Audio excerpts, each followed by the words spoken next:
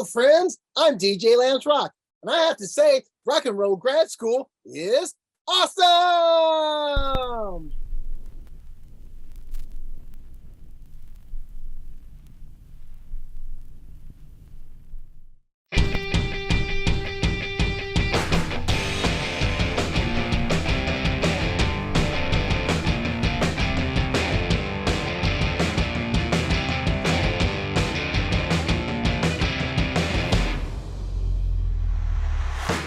One, two, three, four. This is Rock and Roll Grad School with your hosts, Heidi Hedquist and Luke Poling.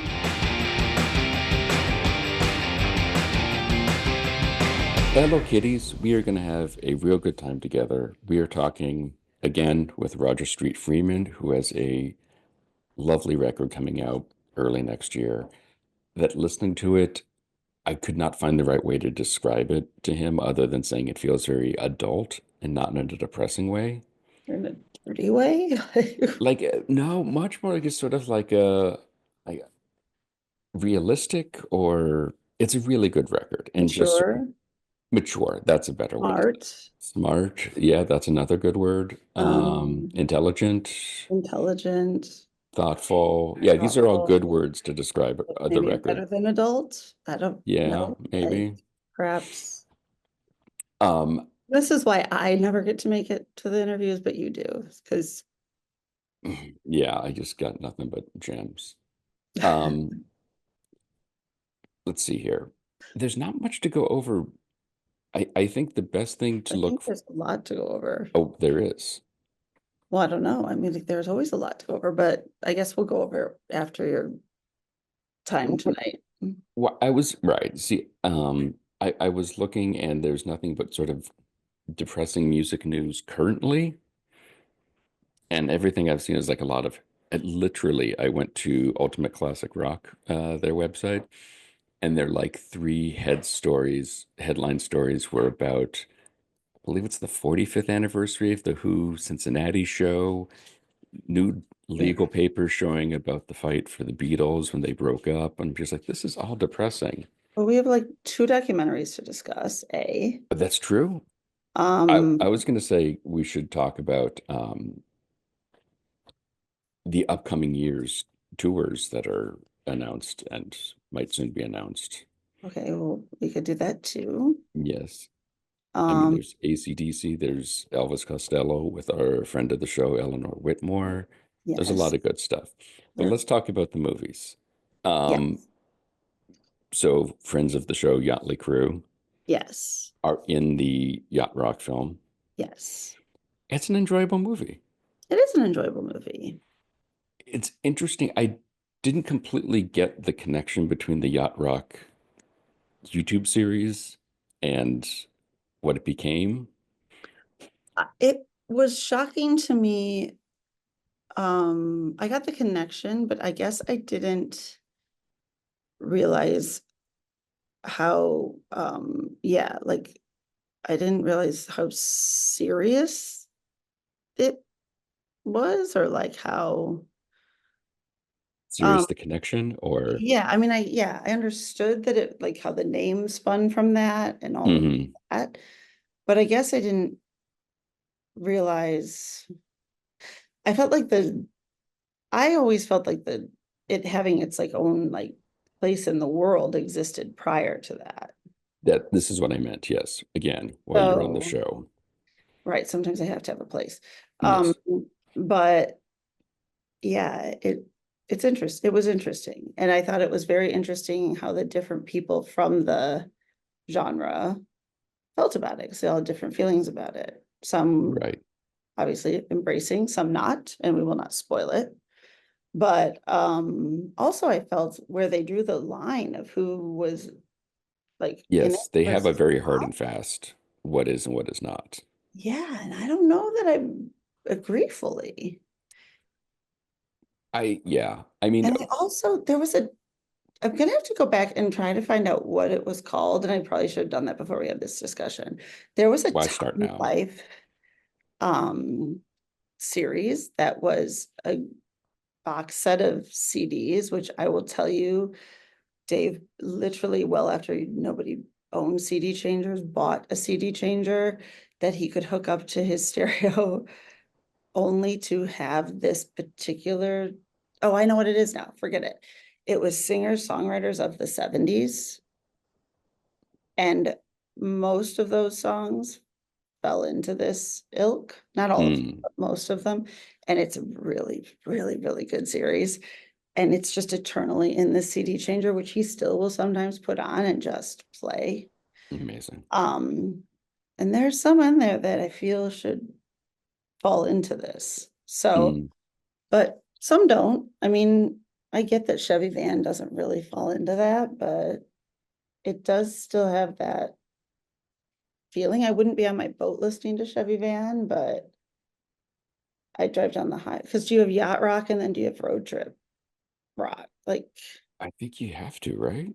right, because there's like California rock, but then there's like, I mean, I agree with their assessment that the Eagles are not yacht rock. I know they're not. They're not.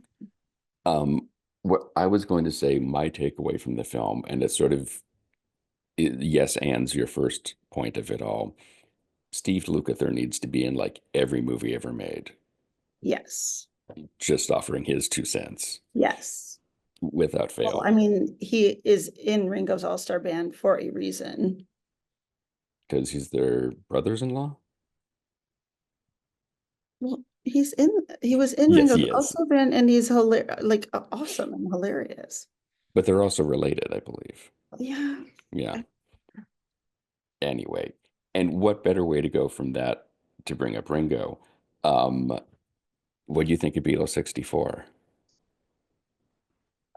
Because I feel like we're going to have different. We might. I didn't love it. Interesting. I loved aspects of it.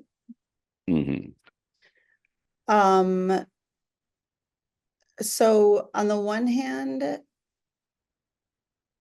I didn't feel like it needed to be cohesive and perfect, because what else? There's so much, like, what else do we really need? And I There's don't the need Ron it. Howard 64 movie. I mean, I don't need it to be perfect. I feel like they're my best friends, so you can tell me anything in any order you want to and have it be disjointed, Sure. and I don't care, right? Because it's me and I could hang out with them on Tuesday and be happy. But Right. I thought some of the footage was amazing and fun, and I loved the girls like trying to sneak in. That was my favorite part, because that would totally be me. And Do you think they were actually around the corner? the just came in. There was that one reporter Yeah. and he was like, no, they're right around back there. And then they ran off. I just kept wondering, like, are we going to get the reveal of that? Oh no, I think they were. Okay. I think they Spoiler were. alert. I think they were around the corner, but they didn't. But that was. But I don't think they actually ever got there. But Right. but I didn't. But I think. But maybe I'm too far down the road. I didn't feel other than like those snippets and those moments, there wasn't.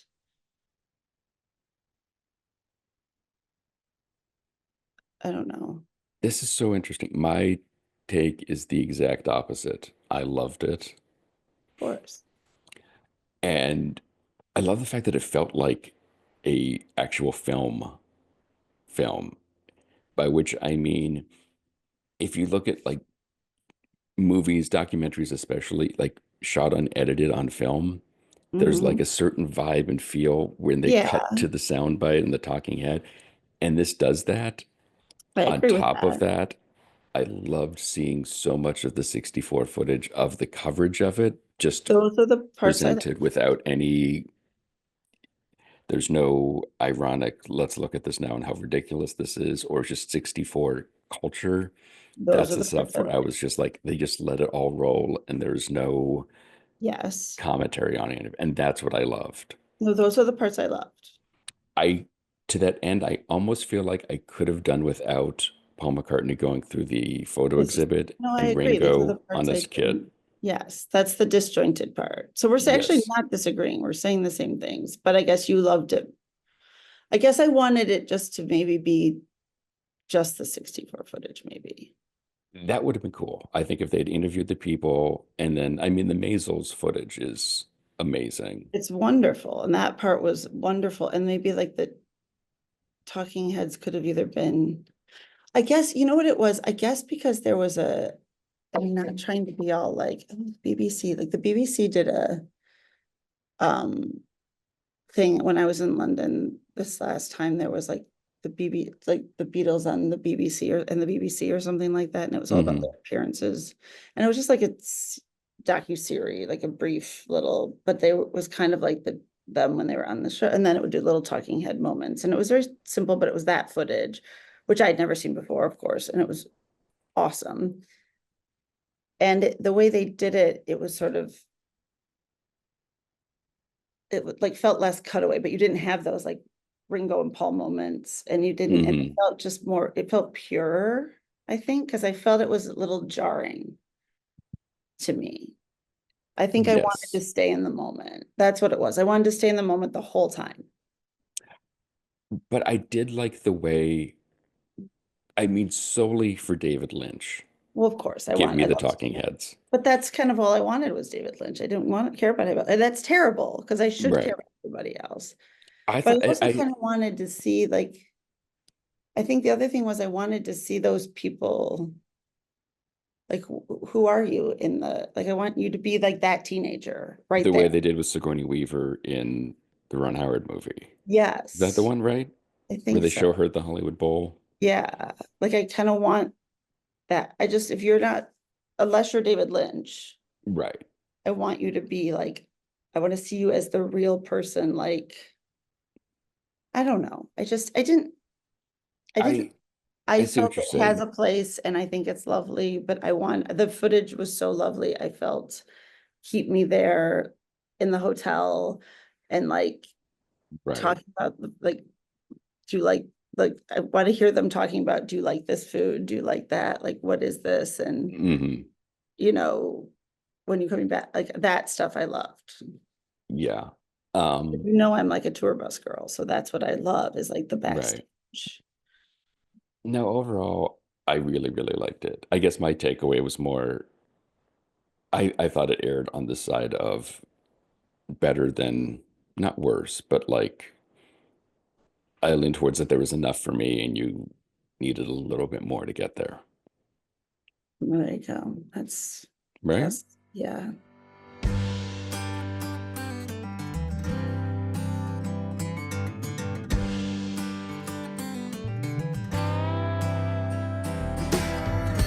She's boarding up the windows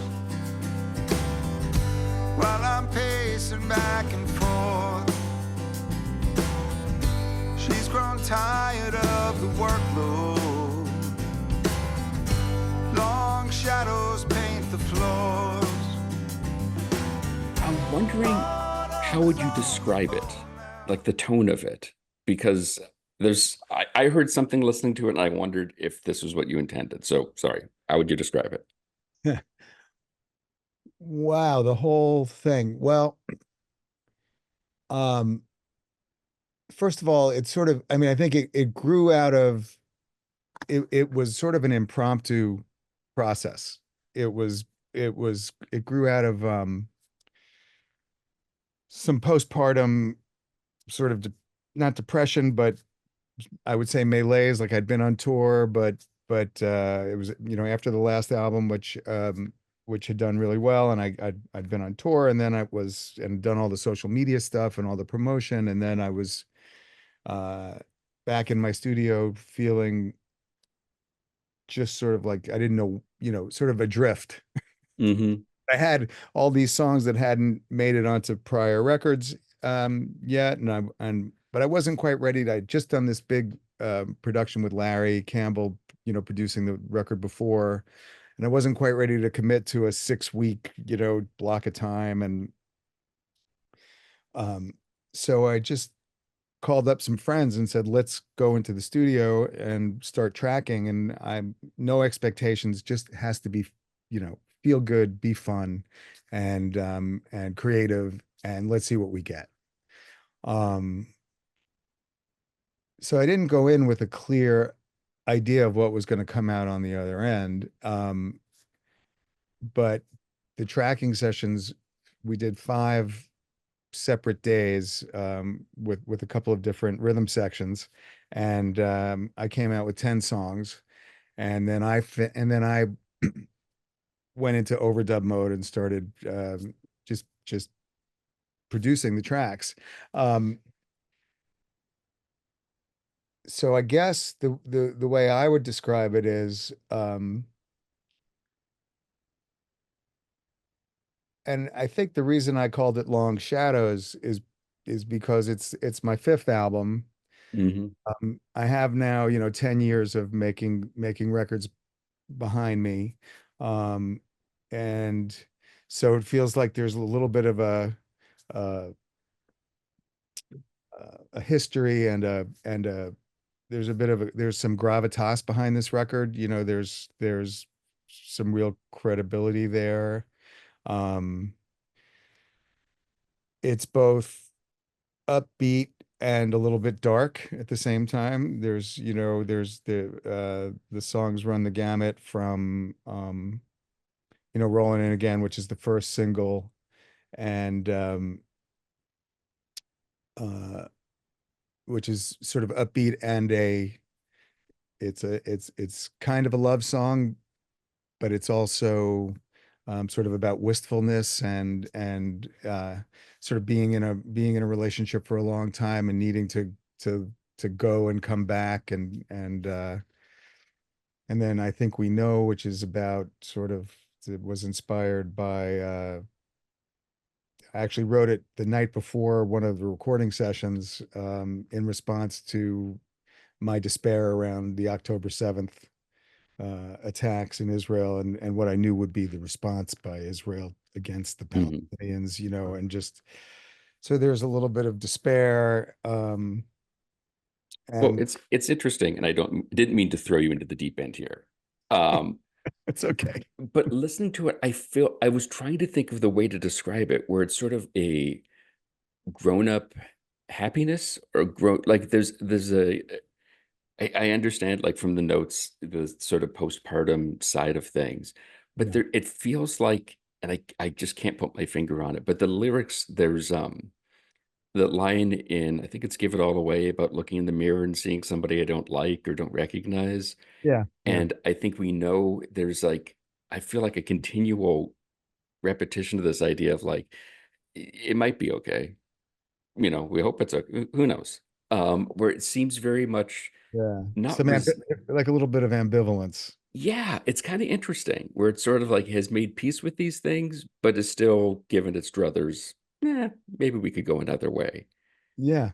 And it's really interesting to hear that you wrote all these songs over a period of years, because they do seem to click together and tell the story in a really interesting way. Yeah, most of Unless them. you're just a really morose guy all the time. um I have that tendency. But I Fair. Most also most of us do. I'm also hopeful. I am also an optimist, I think. I always feel like uh and sometimes it's not easy to be optimistic. But uh um like even like in rolling in and rolling in again, she's always rolling out, but in the end, but the end line is she's rolling in again. Like the Mhm. relationship's going to be okay. That's uh and the last stanza, and I Think We Know, is I still believe in hope. Yeah. I was thinking of that quote, life is a tragedy to those who feel, a comedy to those who think. Right. And I feel like that is this record. Like Yeah. I I I feel like it's going to get better, but if not, this is all kind of funny, and just seeing the repetition and seeing the kind of foibles of humanity, not to make it too broad a idea. Well, I mean, I think like Land of the Leaf Blower and the Mighty SUV is a pretty good example of it's a funny song, in Hmm. a way, but it's a very serious topic. Yeah. And but yeah, it could go either. It's um I'm trying to think of how I would describe that. It's um it almost feels John Prine like to me, in that it's just sort of telling, it kind of describing, life in the suburbs, sort of as a happy kind of a thing, with this undercurrent of fear and all the stuff that's being shouted at us from our flat screen TVs all the time about, bad people are coming to the suburbs and they're going to take away your houses and they're going to, rape your daughters and all this stuff. Right. Enslave your pets. It's, Yeah. right. Eat your pets. Um, really, and like I think about where I live, it's a beautiful, it's just about the safest place in the world, and people here don't have to worry about that kind of thing, so and most people don't have to worry about that in these places in America. It's mostly the inner city where the crime is the worst, and where, those are the people that are getting victimized more. I'm not saying there's no crime. Obviously there's crime, and there are bad people that should be prosecuted and put away. But I think, Maybe the broad brush is not the way to go. right, exactly. And somebody said recently, the the media has, I don't want to get political or point fingers, but there's all these imaginary demons out there that if you sit back and look at it, they're really not there. Life is pretty damn good in this country. Uh, you know, even with all the struggles that people have, and the income inequality and all that stuff. But I think I've figured out that as I've gotten older, I've gotten less scared to just say what I'm thinking. Hmm. Maybe there's a sort of a more honesty. Because I've always striven, strived. I've always strived. Right. Yeah. Strove. Yeah. Strive. Both Strived. stroked. um, to get to the heart of the matter, but I think maybe I wasn't as afraid to be direct. And also some of the songs were born, like we talked about, I Think We Know, which was born after October 7th. It just came out, and came from such a place of despair Hmm. in that moment. So, and I didn't really filter anything. Producing this one on your own, this was your first time doing this, right? Absolutely. Was there any hesitation to doing this? Because Oh you yeah. hear the other records and you hear what Larry Campbell did on the last couple, and you can really appreciate a good steady hand on the tiller, if you will. Oh yeah, totally. There was a lot of trepidation. Um, you know, uh self-doubt, and we all have that.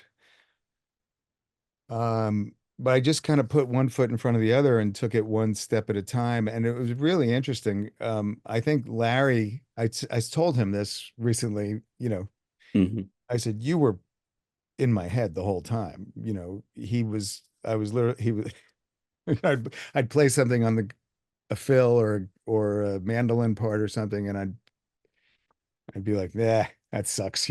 Let's do that again. Try some different approach. Um, so I think just, uh, and Larry's musicality is off the charts, and his Oh yeah. experience and depth is just, there's no way that I could even, um,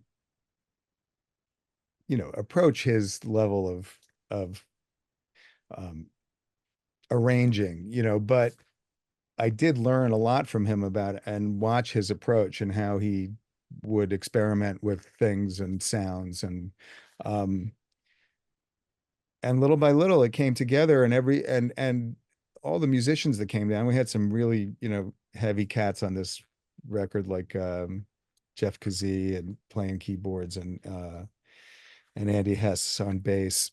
At each successive point, they were very complimentary of the, the tracks. And so that sort of, as I went along, I got more confident. And I was also working with Justin Gwip, who I met through Larry. He was his engineer. Justin engineered all the sessions, so he was a real steady hand and bouncing stuff off of, does this work, etc. So it was an incredible process for me and a real learning process. And when you work with really talented people, the background singers, Cassandra and Rasul, everybody added their own little spin, and my job was really just to allow them to be creative. And mostly they made it pretty easy because they're really talented people, and they kind of intuited what it should be, what this vocal part should be. Like on Leaf Blower, they Cassandra came up with that, la la la la la la la. It was like, it's perfect, and my job was just to say, that's great, let's do that. Do you think you would have produced this record if you had gone into it thinking this is going to be a record? Or was it taking off the restraints of like? Yeah, I don't think I would have. I think I would have, if I'd gone into it like, I'm going to make a record, and I think I would have hired Larry to do it. I just wasn't ready to make that commitment. It's not that it's not great, but it's literally, Larry's got to block out a chunk of time to do it. And I have to block out that chunk of time. And it's also, I have a family, and they have to block out that chunk of time without, with me not being there the whole time. And so it's a real commitment for everybody. And I fully intend to do more records with Larry, because I love working with him. And no, so no, to answer the question, I don't think I would have. I think I would have hired somebody, hired a producer and done Because that. it just seems like the emotion of these ones, the intimacy of some of them, having that stripped down crew. I'm assuming you just sort of started rolling and then walked out and started playing. Like, there was very much. Did you do a lot of this record yourself, like literally by yourself, or were there? Well, the way it worked, I sort of approached it just as I'd done the last couple of records. The guys came in. I have a bunch of demos, just work, acoustic guitar and vocal work tapes of the songs. Sort of had an idea of what I wanted to do, but and I would play them for the it was funny, the first Jim Toscano, who's my drummer, who plays on I think 6 of the songs, was supposed to do all of them, but he dropped a paint can on his foot the day before the first session and broke his toe. So Justin wound up playing drums, and Justin's a phenomenal drummer also. But so Justin and Andy were here, and we just listened, and I'd say, how about this one? And they'd be like, let's hear some more. And then they go, yeah, let's do that. They heard Rolling In Again. I go, let's do that. And then we just learn the song together, just like sitting in the same room. I go through the arrangement, and then start rolling the tape, and the metaphorical tape, Right. and record a bunch of takes until we felt like we really got the one we wanted. And then it wound up being just about 2 songs a day. We would do we'd get 2 basic tracks, be bass, guitar, bass, drums, and acoustic guitar, and a scratch vocals. And then when everybody left for the day, I would play a real guitar track, and maybe sing one of the things that I on some of these tracks, I just went in after a full day of singing scratch vocals and doing all these takes. I went and did a vocal, like to have a clean vocal track. And some of those wound up being the ones that I actually kept, because there was sort of this raw quality in my voice after singing all day long, that I really liked and couldn't duplicate coming in fresh. Right. So then once I had those 10 tracks, I don't remember the exact sequence, but then I worked a lot of it alone. I would do the like on Give It All Away for Free, for instance, there's all those fills in the chorus, like these little very coordinated fills. It was sort of a real Larry Campbell-esque production in my head. And I went in and I just played the fills on the mandolin and then overdubbed guitar and then had uh, Steve came in and played fiddle. And so, I would do a lot of it alone and then bring in like, and then Jeff Kazee came in and overdubbed keyboards on all of them. He just did 2 days straight on keyboards. So piano, Hammond organ, and some accordion and harmonium. And then the background singers, but mostly other than those folks, it was all me. And then Larry played on the last 2 tracks on Snowblind and Lo and Behold. Lo and behold, yeah. Was it hard for you to take that kind of remove yourself from the situation when you're listening to these tracks and trying to look at it objectively versus I wrote these things, these are, the old kill your darlings type thing. Like, is that hard for you to kind of be impartial as much as you can? It didn't feel that way, actually. I mean, and one example would be, when it didn't work, it was very obvious. Like if I did something that didn't work, even if the part worked, but the sound wasn't right. I remember one specific track. I switched guitars, like 4 guitars and amps. It was the wrong sound for the track. And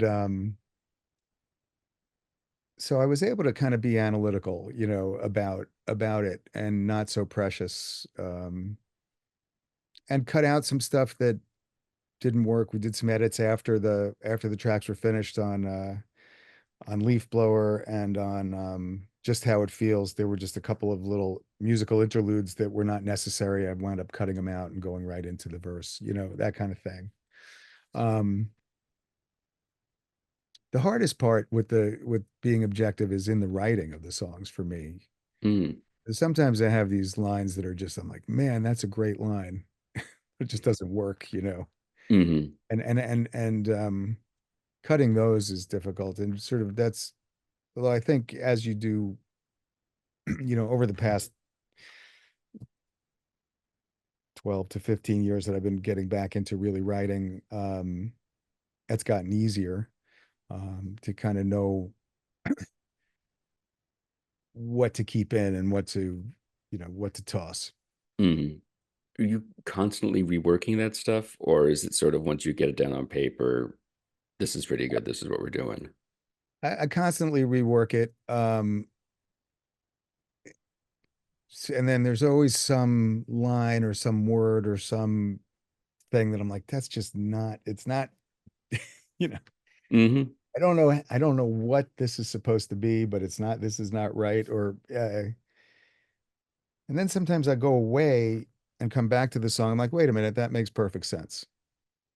So Right. it's a constant struggle to know when something is finished.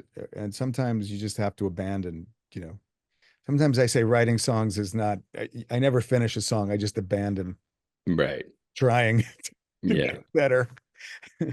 And you said you started this as a way to sort of stave off the malaise of is it just the kind of the excitement of tour, the like being on the road, different place, different audiences every night? Yeah, that and then not having a clear plan, for booking shows post-pandemic has gotten really hard for somebody who's not like a household name. Mm-hmm. It's so I would tour much more if there were, um, if there were opportunities to do it. And we're working on booking tours for the spring right now, and it's kind of like pulling teeth. Um, Mm. but hoping that the buzz around the record and having the new record is going to make that a little bit easier. So yeah, so it was sort of, what am I doing? What should I be doing now? I have a really beautiful studio in the house, and so to sit here and not use it seems a little crazy. Right. Um, I mean, I guess it's better than like just sitting around doing Sudoku or something. Like this is your version of that. Um, yeah, I'm a little addicted to online chess now. oh, well, that's helpful. Really helpful with the productivity. As one It, who has had similar yeah, addictions, yeah, it's a total time suck.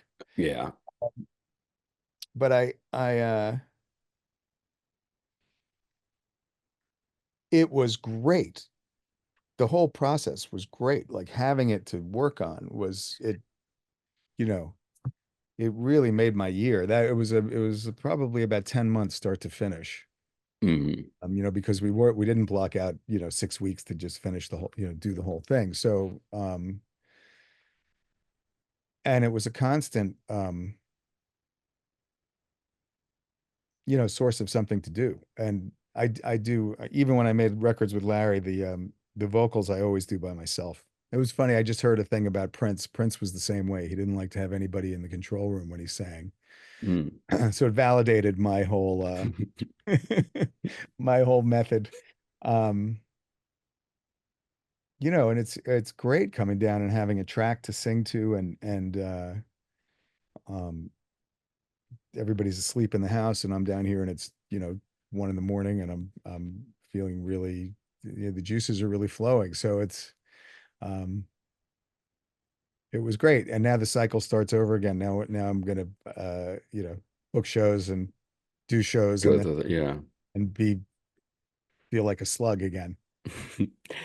I- Am I mistaken over your left shoulder there? Is that an actual tape deck that I'm Two. seeing?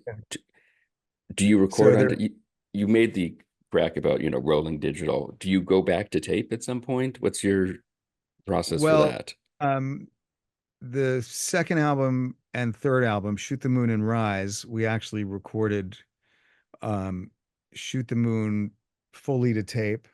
It was it was a it was synced with Pro Tools. So it was this sort of process where you press record in the computer and the tape machine starts. And then everything is recorded through the tape machine, but put directly into Pro Tools. So you have the Oh, benefit okay. of the sound of tape, but you get but you can edit in Pro Tools. So you get the like all the benefits of digital, All the but benefits on of tape. digital, but also all the benefits of analog.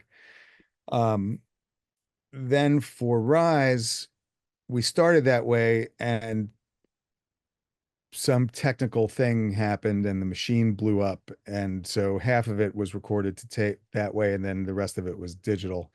And I've, um, and then the 2 track is actually oh my God, I'm just spacing. It's an Ampex, It just looks so pretty back there. pretty, and it's I got it obviously secondhand. But it was the tape machine. It's a great mastering tape machine. So like I, and so I think the mixes on Love Hope Trust were actually mixed down to that tape machine. So we recorded digitally, but mixed down to that tape machine. Now both tape machines are broken, and so this one I didn't I didn't do anything to tape, and it was fine. Um, but I have fully intend to get those machines serviced and back up and running. I was gonna ask if you yeah, we're gonna go back to tape. Maybe when What? it's somebody else's problem. Yeah.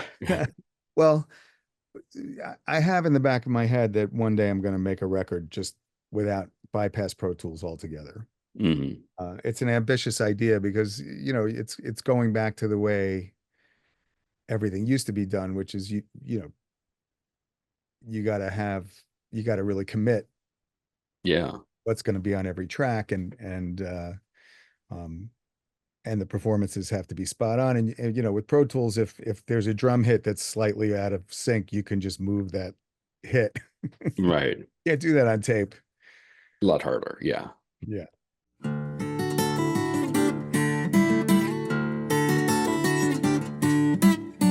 Saturday is shining, the leaf blowers are whining, the Range Rovers are idling in the benevolent breeze. Long Shadows, the new album by Roger Street Friedman, is available January 24th wherever you get your music. For more information, you can find him online at rogerstreetfriedman.com or at facebook.com/Roger Street Friedman. Rock and Roll Grad School is produced by the Professional Production Company. Please be sure to rate and review us on Apple Podcasts, because your impassioned review is just as honest as us standing backstage waiting to come back on for the encore. For more information, you can check out our website, rockandrollgradschool.com. And like everyone else, we're on Facebook, Twitter, and Instagram. Today's show was recorded and produced by Heidi Hagquist and myself from our world headquarters located on the second floor of the professional office building, centrally located downtown. Our reluctant executive producers are John Sauvé and Sandy Stone. Our willing executive producers are Rachel Allen and Randy Jeanette. Our intern is Zach Jackson. This one's for Philippe. Thanks for joining us. Good night, drive safe, and may all your favorite bands stay together.